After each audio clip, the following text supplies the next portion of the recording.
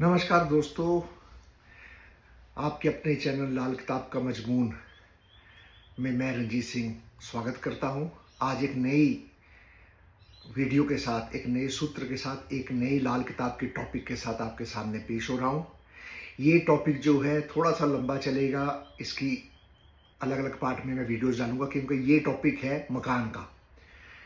हर एक इंसान का एक सपना होता है कि वो अपने लिए कम से कम अपने परिवार के लिए एक मकान, एक घर, एक बंगला, एक कोठी तो जरूर बनाए। तो दोस्तों, आज इसी टॉपिक को लेकर मैं आप लोगों से लाल किताब के सूत्र जो है वो शेयर करूंगा कि किस जातक को मकान बनाना चाहिए, किस जातक को मकान नहीं बनाना चाहिए, किस जातक को उम्र के किस पड़ाव में मकान बनाना चाहिए, या जातक को कैसे अपनी कुंडली देखकर पता चलेगा कि उसे मकान कब बनाना है, कैसे बनाना है, बना बनाया लेना है, अपने हाथों से जो है मिस्त्री को लगवाकर अपने पास उसके सामने खड़े होकर बनवाना है। ऐसे बहुत से ज्ञान लाल किताब में बातें, ऐसी टॉपिक्स है, सब मैं आपके साथ एक एक करके साझा करूंगा। दोस्तों देखिए, लाल किताब में मकान को शनि से जोड़ा गया है और अब अगर आप मकान लेना चाहते हैं, बनाना चाहते हैं, खरीदना चाहते हैं, है ना, तो कोई भी मकान जो आपने अपने नाम लिया, अपने नाम रजिस्ट्री करवाई, उस मकान का जो असर है वो कम से कम या तो 3 सालों में आपको मिलेगा या 18 सालों के बाद मिलेगा। यानी कि या तीसरे साल के बाद या 18 साल के बाद आपको उस मकान का जो भी अच्छा या बुरा नेगेटिव असर है, जो कि शनि के जैसे बहुत ही ज्यादा अच्छा या बुरा होगा, है ना। क्योंकि हम सब जानते हैं कि शनि जो है वो एक किस्म के न्याय करता है। वो अपने साइकिल में, अपने दौरे में, जब उनकी 67 आती है, 35 साला चक्र आता है, 36 साला चक्र आता है और उनकी मियाद आती है ना, उनका जो भी पीरियड है, हर ज्योतिष में अलग अलग सिस्टम से वो जब भी आता है तो वो अच्छा या बुरा रिजल्ट देता है। जरूरी नहीं है कि शनि की 67 ढैया या 35 साला चक्कर या दौरा या महादशा, अंतरदशा खराब ही रिजल्ट दे। तो लाल किताब में आपकी कुंडली में शनि कैसा है, इसको देखने के लिए एक बहुत अच्छा सूत्र बताया गया है, एक बहुत अच्छा तरीका बताया गया है, जिससे कोई भी जातक अपनी कुंडली को देखकर कम से कम इतना तो अनुमान लगा सकता है कि उसका शनि अच्छा है या बुरा है। देखिए, शनि के कुछ घर भी बताए गए हैं, मंदा किन घरों में है, अच्छा किन घरों में है, कायम कब होगा, वगैरह वगैरह। अभी उन सब टॉपिक्स को, क्योंकि ये सारे टॉपिक्स ग्रामर की है, अभी उनको एक तरफ रख के हम एक छोटी सी बड़ी मजेदार बात करेंगे कि शनि को आपकी कुंडली में हम कैसे देखें अपनी कुंडली में कि शनि मेरे लिए बेनिफिशियल है या मैलेफिक है, अच्छा देने वाला है या बुरा देने वाला है, अच्छे स्वभाव का है या बुरे स्वभाव का है। इसके लिए पंडित जी कहते हैं कि आप अपनी जन्म कुंडली को उठाइए। जन्म कुंडली आप सबको पता है, जब आप कंप्यूटर में अपनी date of birth, time of birth, place of birth भरते हैं तो आपके सामने चार्ट एक बन के आ जाता है जिसमें D1 लग्न कुंडली, है ना, असेंडेंट लिखा होता है। जो पहला घर होता है वो असेंडेंट का होता है, पहला भाव होता है। हम लाल किताब में उसे पहला घर बोलते हैं, पक्का घर, पहला पक्का घर बोलते हैं। ऐसे ही 12 घर होते हैं उस कुंडली में। उस 12 घरों में आपने देखना है कि शनि किस घर में बैठा है, 1 2 3 4 5 6 7 8 9 10 11 12 की तरतीब से। कोई भी आपने ठोस काम, बड़ा काम, मेन डिसीजन जब लेना है तो आपको ये रूल देखना ही पड़ेगा। एक अच्छा लाल किताबी ये रूल जरूर फॉलो करता है, जरूर फॉलो करता है। अब 1 से 12 तक शनि हमने कहीं भी रख दिया और हमने राहु और केतु को देखना। दोस्तों, अब शनि को हमने देखना कैसे है कि शनि नीक है या मंदा है।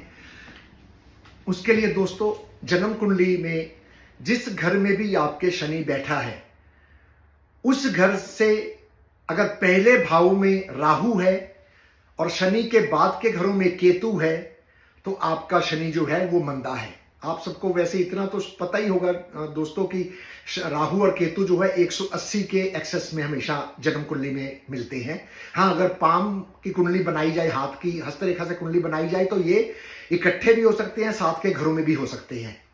तो दोस्तों, जब जन्म कुंडली में, चूंकि हम जन्म कुंडली की बात कर रहे हैं, जन्म कुंडली में शनि बैठे से राहु पहले हो और केतु शनि से बाद में हो, तो राहु पहले होने की वजह से शनि आपका मंदा हो गया। अब जन्म कुंडली में केतु पहले घरों में हो, फिर शनि हो, उसके बाद फिर राहु हो, तो अब शनि जो है आपका नेक हालत का हो गया। अब दोस्तों, यहां एक आपके मन में सवाल आ रहा होगा कि अगर राहु केतु दोनों ही पहले हो और शनि बाद में हो, फॉर एग्जाम्पल केतु मान लीजिए तीसरे भाव में है, राहु 9वें भाव में है और शनि 12वें भाव में है, तो हमने कंडीशन वही लगानी है, राहु पहले है तो शनि मंदा है, चाहे केतु बाद के घरों में है, शनि भी बाद के घरों में है। अगर केतु पहले है, राहु बाद में है और शनि भी बाद में है, तो शनि जो है वो अच्छा माना जाएगा। एक दो कुंडलियों के और एग्जांपल मैं आपको देता हूं ताकि आपको कोई असुविधा ना हो अपनी कुंडली देखने में। मान लीजिए किसी का शनि 7वें भाव में बैठा है, राहु दूसरे, केतु 8वें, क्योंकि हमेशा एक अपने से 7वें में ये राहु केतु बैठे होते हैं ज्योतिष की कुंडली में, हस्तरेखा की बात नहीं मैं कर रहा। तो जब भी खाना नंबर 1 2 3 4 5 6, 1 से 6 घरों में राहु होगा तो शनि उस कुंडली में मंदा ही होगा। इसी तरीके से अगर 1 2 3 4 5 6 पहले 6 घरों में केतु होगा तो शनि उस कुंडली में अच्छा ही होगा। शर्त यही है कि राहु और केतु में से जो पहले होगा उस हिसाब से शनि का फैसला होगा। राहु पहले, शनि मंदा, केतु पहले, शनि नेक। राहु 2 में है, राहु 1 में है, केतु 7 में है। अब राहु पहले घरों में, 1 से 6 घरों में राहु पहले ही है, तो अब शनि मंदा ही होगा, चाहे जहां मर्जी बैठा हो, चाहे उच्च का ही क्यों ना बैठा हो। हाँ, उच्च के बैठने वाले घर के फल या उसकी दृष्टि जहां जाती है वो अलग कंसेप्ट है। देखिए, मैं बार बार कहता हूं कि लाल किताब की ग्रामर है, लाल किताब के कंसेप्ट है, एक कंसेप्ट को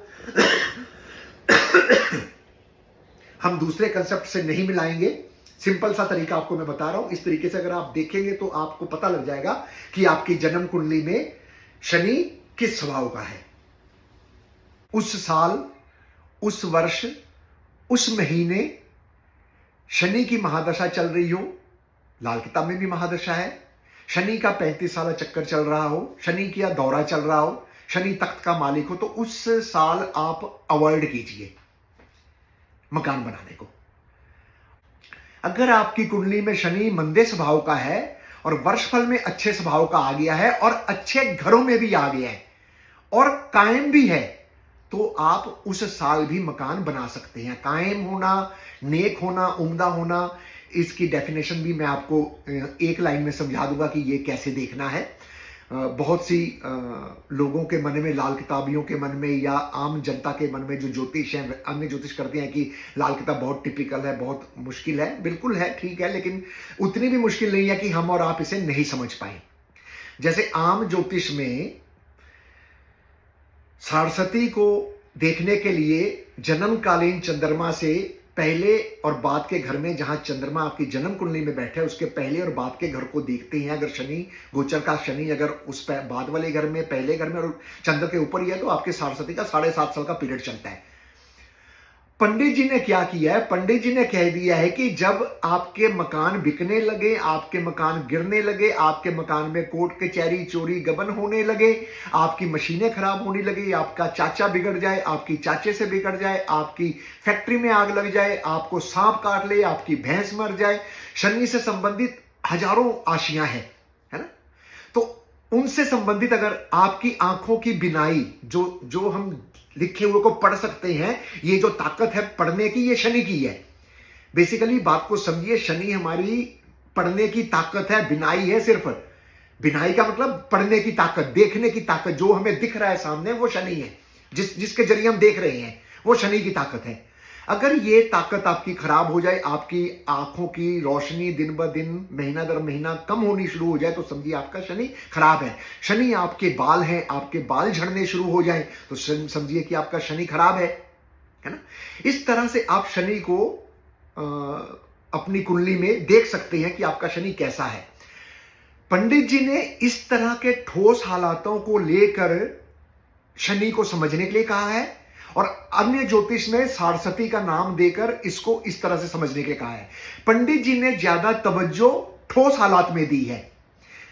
पंडित जी ने ज्यादा जोर लाल किताब में ठोस हालातों को देखने के लिए कहा है। जब तक इंसान के ठोस हालात आपके सामने नहीं होंगे, क्याफा उसका आपके सामने नहीं होगा, तब तक आप कोई भी डिसीजन नहीं ले पाएंगे। तो दोस्तों, ये शनि की तबीयत कैसी होगी मकान के लिए, आपने लेना है या नहीं लेना है, उसके बारे में मैंने आपको बताया।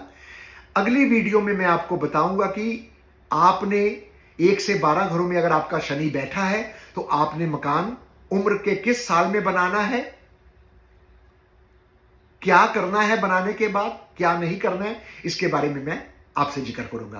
तब तक के लिए मुझे आप इजाजत दीजिए, और मेरे चैनल को अगर अभी तक आपने सब्सक्राइब नहीं किया है तो कृपया उसे सब्सक्राइब कर लीजिए, क्योंकि ऐसी बहुत सी इंटरेस्टिंग वीडियो मैं आपको डालूंगा और आपको लाल किताब के सूत्र साथ साथ में बताता जाऊंगा, जिससे आपको की लाभ होगा।